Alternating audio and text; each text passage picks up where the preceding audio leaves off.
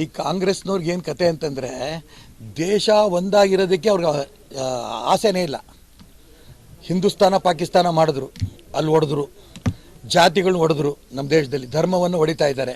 ಈಗ ಇದರಲ್ಲಿ ಬಜೆಟಲ್ಲೂ ಕೂಡ ಉತ್ತರ ಭಾರತ ದಕ್ಷಿಣ ಭಾರತ ಅಂತ ಹೊಡೆಯುವಂಥ ಪ್ರಯತ್ನ ಮಾಡ್ತಾ ಇದ್ದಾರೆ. ಇದನ್ನು ಅತಿ ಉಗ್ರವಾಗಿ ನಾನು ಖಂಡನೆ ಮಾಡ್ತೀನಿ. ನಾನು ಹೇಳೋದು ಕೇಳಿ, ಇನ್ನೂ ಯಾವ್ಯಾವ ರಾಜ್ಯಕ್ಕೆ ಎಷ್ಟೆಷ್ಟು ಅನ್ನೋದು ಇದ್ರಲ್ಲಿ ಮೆನ್ಷನ್ ಮಾಡಿಲ್ಲ. ಮಾಡದಂಥ ಸಂದರ್ಭ ನಾನು ಅದಕ್ಕೋಸ್ಕರ ಹೇಳಿದೆ, ರಾಜ್ಯದ ಮುಖ್ಯಮಂತ್ರಿಗಳೇ ಇಲ್ಲಿ ವಿತ್ತ ಸಚಿವರು ಇದ್ದಾರೆ. ಇದನ್ನೇನು ಮನೆಗಳು ಜಾಸ್ತಿ ಮಾಡಬೇಕು ಅಂತ ಬಡವರಿಗೆ ಮಧ್ಯಮ ವರ್ಗದವರಿಗೆ ಮಾಡಬೇಕು ಅಂತ ಏನು ಹೇಳಿದಾರ, ಇದು ಪ್ರಪೋಸಲ್ ಕಳಿಸಿ, ನಮ್ಮ ರಾಜ್ಯಕ್ಕೆ ಎಷ್ಟೆಷ್ಟು ಬೇಕು ಅದನ್ನು ಖಂಡಿತ ನಾವು ಕೇಂದ್ರ ಸರ್ಕಾರಕ್ಕೆ ಹೋಗಿ ಏನೇನು ತರಬೇಕು ಎಲ್ಲ ತರ ಪ್ರಯತ್ನ ನಡೆಸ್ತೇವೆ. ಮತ್ತೆಲ್ಲ ಬಂದೆ ಈ ತಡೆಯ ನಮ್ಮ ಬಜೆಟ್ ಮುಗಿಸಿ ಅಲ್ಲಿ ಮೇಲೆ ಹೊಟ್ಬಿಟ್ಟೆ ನೀನು. ದೇಶವನ್ನ ಒಡೆಯೋದ್ರಲ್ಲಿ ಹಿಂದೆ ಜವಾಹರ್ಲಾಲ್ ನೆಹರು ಮಾಡಿದ್ರಲ್ಲ ಬದುಕು, ಹಿಂದೂಸ್ತಾನ ಪಾಕಿಸ್ತಾನ, ಹಾಗೆ ಡಿ ಕೆ ಸುರೇಶ್ ನೇತೃತ್ವದಲ್ಲಿ ಅಥವಾ ಕಾಂಗ್ರೆಸ್ಸಿಗರು ಕರ್ನಾಟಕವನ್ನು ಅಥವಾ ಉತ್ತರ ಕರ್ನಾಟಕ ಉತ್ತರ ಭಾರತ ದಕ್ಷಿಣ ಭಾರತ ಅಂತ ಒಡೆಯುವಂಥ ಪ್ರಯತ್ನ ಮಾಡ್ತಿದ್ದಾರೆ.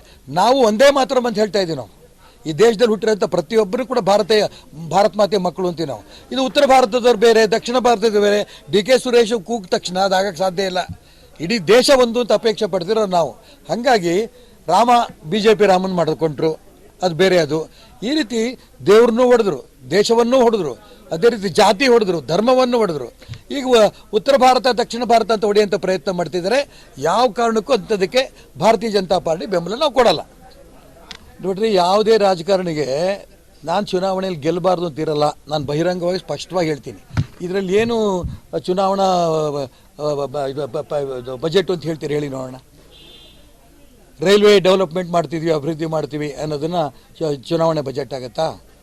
ಏರ್ಪೋರ್ಟ್ಗಳನ್ನು ಜಾಸ್ತಿ ಮಾಡ್ತೀವಿ, 1,000 ನಾವು ವಿಮಾನವನ್ನು ಖರೀದಿ ಮಾಡ್ತೀವಿ ಅನ್ನೋದು ಬಜೆಟ್ ಚುನಾವಣಾ ಬಜೆಟ್ ಆಗುತ್ತಾ?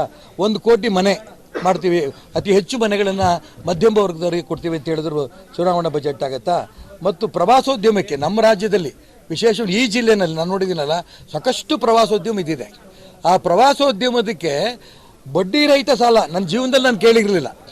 ಪ್ರವಾಸೋದ್ಯಮಕ್ಕೆ ಯಾವಾಗಲೂ ಕೂಡ ಒತ್ತು ಮುಂಚೆಯಿಂದನೇ ಕೊಡಬೇಕಾಗಿತ್ತು. ಎಲ್ಲ ಜಿಲ್ಲೆಗಳು ಕೂಡ ದೇಶಕ್ಕೇ ಮಾದರಿ ಆಗೋಷ್ಟು ಪ್ರವಾಸೋದ್ಯಮ ಸ್ಥಳಗಳು ನಮ್ಮ ರಾಜ್ಯದಲ್ಲೇ ಇದೆ.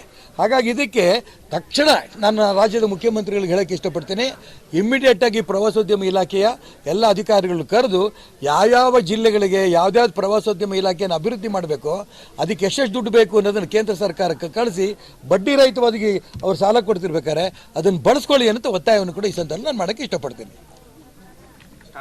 ಈಗ ಇವರೊಂದು ಪ್ರಶ್ನೆ ಕೇಳ್ತಾರಲ್ಲ, ಈಗ ಇದು ಚುನಾವಣೆ ಬಜೆಟ್ಟು ಅಂತ, ಬರೀ ಮೂಗಿ ತುಪ್ಪ ಹಚ್ಚಂಥ ಕೆಲಸಗಳು ಮಾಡಿಲ್ಲ.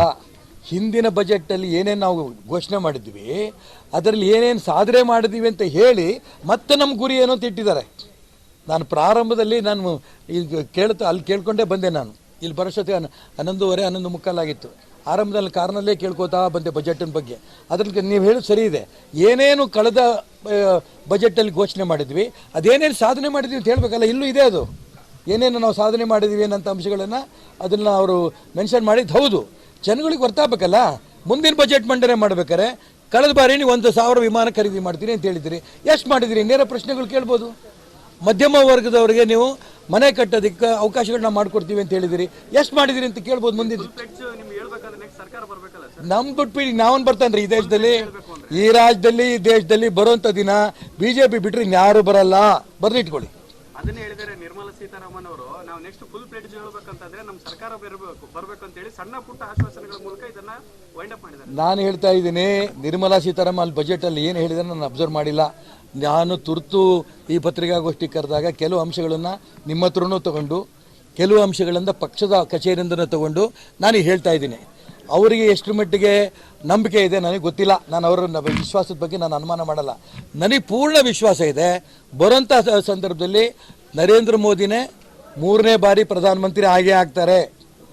ಇದು ಬಜೆಟನ್ನು ಘೋಷಣೆ ಮಾಡಿರೋದು ಅದಕ್ಕೆ ಪ್ರಧಾನಮಂತ್ರಿ ಆಗೋದಕ್ಕೆ, ಪೂರ್ಣ ಬಹುಮತ ಪಡೆಯೋದಕ್ಕೆ ಈ ಬಜೆಟ್ಟು ಕೂಡ ಖಂಡಿತ ಲಾಭ ಆಗುತ್ತೆ.